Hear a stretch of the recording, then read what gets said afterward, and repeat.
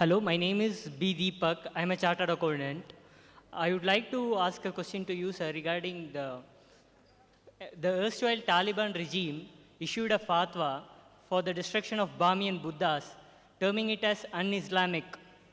I would like to know whether it is really un-Islamic and if it is one of the footsteps which the Satan has laid and the Muslims should be aware of. Brother asked me the same question was asked to me in Surat when I was giving a lecture talk in Surat. Just a couple of days after this issue, it was very hot in the oven. The Taliban were destroying rather at that time the statue of Buddha Bamiyan. The brother asked me the question that, is it Islamic, etc. The same question asked by a non-Muslim to me in Surat, that is it right or is it wrong? At that time yet there were conflicting views whether they were destroying or not. So again I said at that time that I don't know whether destroyed or not, but today we know there are confirmed news that they have destroyed it. Whether right or wrong. What I can say, that I being a student of comparative religion, whether right or wrong I'll tell afterwards, what I can tell that surely the Taliban, if they destroyed the statue of Buddha, what they were doing is actually they were educating the Buddhists. I am a student of comparative religion. I have read the Buddhist scriptures. I have read Dhammapad. I have read the scriptures. Nowhere in any of the Buddhist scriptures did Buddha ever say, make a statue of myself. Buddha never said that the Buddhists should do idol worship. It is a later innovation. So what I could say as a student of comparative religion, whether right or wrong will come afterwards, what they were doing is surely they were educating the Buddhists. And in none of the Buddhist scripture is it mentioned that they should make a statue. Coming to the question. And this question was asked to me even by the press when I was in Bangalore. That just because Islam feels idol worship is not allowed, there are other religions, there's even Christianity. If you read the Old Testament, it's mentioned in the book of Deuteronomy, chapter number 5, verse number 7 and 9, as well as the book of Exodus, chapter number 20, verse number 3 to 5. It says, thou shalt have no other image besides me. Thou shalt not make any graven image of me, of any likeness of anything in the heaven above, in the earth beneath, on the water above the earth. Thou shalt not bow down to them, nor serve them, for I, thy God, thy Lord, is a jealous God. So even according to Christianity, according to Judaism, making images of anyone who you say is God is prohibited. Same it is prohibited in Islam.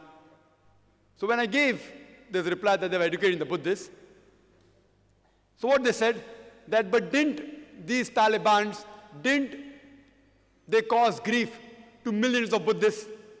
I said yes. So does Islam allow anyone to cause grief to millions of human beings? I asked the journalist a question, that what if suppose the Indian government catches a haul of drugs, cocaine, brown sugar worth 10 crore rupees. Worth about $2 million, they catch a haul, drugs. What will the Indian government do? So the journalist told me the Indian government will burn the drugs. I said, good. I said, do you know, for millions of human beings in the world, drug is God for them? So will you agree with the Indian government or go against the government that they're destroying the God of millions of drug addicts? Because the Indian government feels that the drug will cause loss to the body, what they're doing is right, even though it's causing grief to millions of drug addicts. But if they feel it is wrong, they're burning. You cannot go and tell the Indian government that why are you burning the drugs? A drug addict will feel bad. So similarly, Afghanistan is their government. It is their property. See, the statue is their property. If they come and do something in any other country, then you can object. They are doing in their country, it is their property. If they like it, they'll keep it. If they want to destroy it, they'll destroy it. Who are we to object? We can't object. And furthermore, if you analyze that people who talk, the other person who said that Indian government is so tolerant. Do you know in Bombay, when you come out of the domestic airport, of the Santa Cruz airport, there was a big statue of Mahavir, just outside the Hotel Jal. And it was unclothed, so the people took objection. And then they built a wall in front of the private parts. Later on, after a few months, they removed the statue. Now, those same people who objected to the statue being there, those same people today are condemning Afghanistan. Why? The same people who objected to the statue being on the road. See, and do you know there are more Jains in India than Buddhists in Afghanistan? So when the government of Bombay could remove the statue which is believed to be God or believed to be the Tirthankas of the Jains, and there are more Jains living in India than Buddhists live in Afghanistan, at that time no one objected. And now when the Afghanistan government is doing, you're objecting. Why these double policies? You know why? Because of vote bank. Won't the Jain feel bad?